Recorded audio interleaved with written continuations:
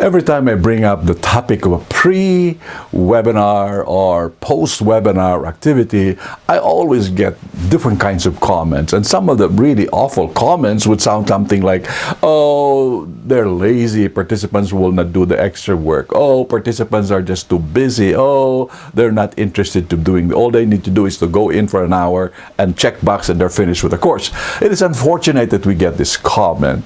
So I've been experimenting this through the years now in running webinars, and I've been trying to apply the concept of nudging, right? Nudging is a way of introducing behavior change by putting in the object of what you want them to behave. For example, if you want people to be eating more vegetables or fruits, you put an apple every day on the table without saying anything. You put the fruit so that it's easy to grab. Or when you're driving with your cars, you notice it that there's those traffic signals that says, you know, you're running 40, you're running 25, you're running 30. Those are nudging tools. And then another one is Amazon. When you buy Amazon, you get the tracking of your order, and then below it, it says, it's about time to reorder, question mark. These are called nudging effect.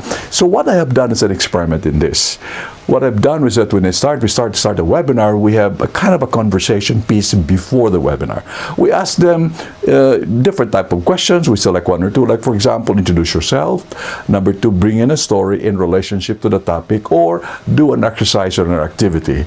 And then at the end of it, after the webinar, we ask them to say, share your insights or share your action plan.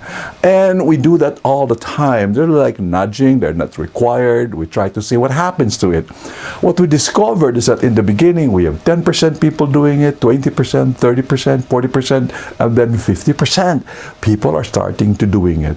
But what's most amazing is this.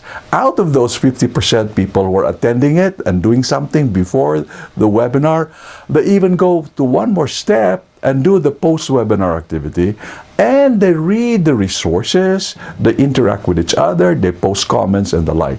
Now, if you do this all at one time and force them, you'll get resentment and they will not do it. You allow people using the nudging technique.